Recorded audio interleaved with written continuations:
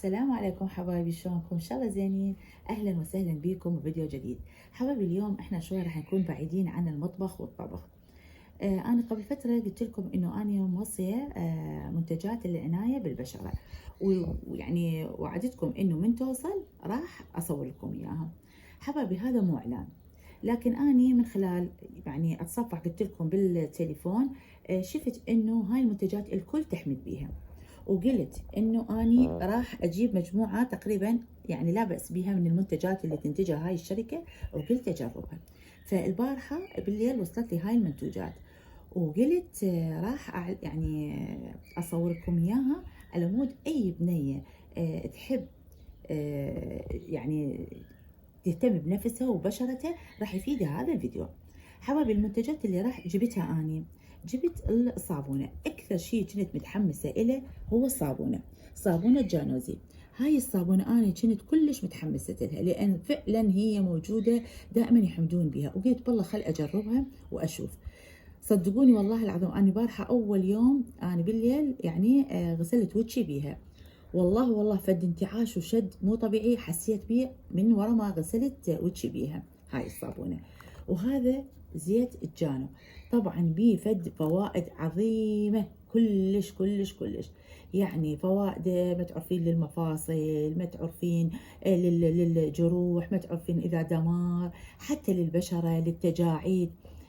كلش ضروري وكلش مفيد، بكل بيت لازم يكون موجود. أنا من دا أعلنكم عن هاي الأشياء، صدقوني هذا مو إعلان ولا مدفوع ثمنه، لكن أنا شفت إنه هاي شغلات حلوة وزينة، وقلت ليش لا ما أعلن عنها بالقناة على مود البنات يستفادون من عندها.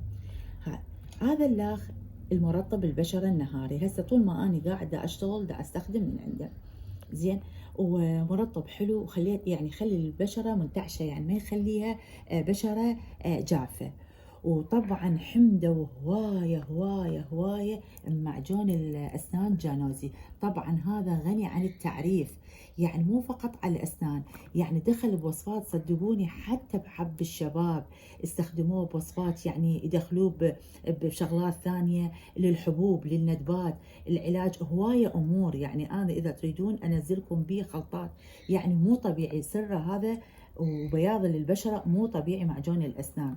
وهذا كذلك الشامبو للشعر اللي يقولون يمنع التساقط والقشرة، واستخدموه بنات وبنات أعرفهم وحمدوا بيه ونصحوني بيه، وحبيت أني هم أجيبه وأنصحكم. بس على فكرة أني هاي المنتجات أنا راح أستخدمها، ورا ما استخدمها راح اعطيكم رأيي بيها، لكن انا بنات قريبات علي استخدموه ويعني شكروا بهذا المنتوج. وطبعا هاي حبوب سيبرالونينا، هاي حبوب يعني اعشاب، هاي فوائدها كلش كبيرة. هاي فوائدها طبعا تفيد تنظم شكو شغلات بالجسم تعبانة، هو يعني هي تنظمها. أنا اليوم بديت آخذ من عندها.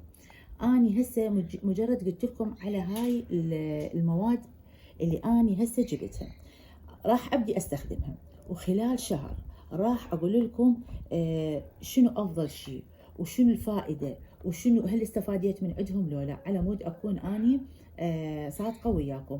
بس صدقوني أنا هاي المنتجات بنات قريبات إلي شكروا بيها، وهم اللي نصحوني أستخدمها، واليوم حبيت أعرضها لكم بالقناة وعلى مود تستفادون من عندها. وإذا عندكم أي استفسار كتبوا لي بالتعليقات على مود أني أجاوبكم عليه. حبايبي هذا الفيديو هو فيديو خفيف، وإن شاء الله أتمنى تستفادون من عنده، وأتمنى بنات إنه القناة مالتي ترفعوا لي إياها عن طريق البنات الأهل الأقرباء، يسوون مشاركات وتكتبوا لي تعليق حلو، وأريد دائما اللايكات على مود القناة تصعد. شكرا لكم، وأنا أكون ممنونة منكم، شكرا جزيلا.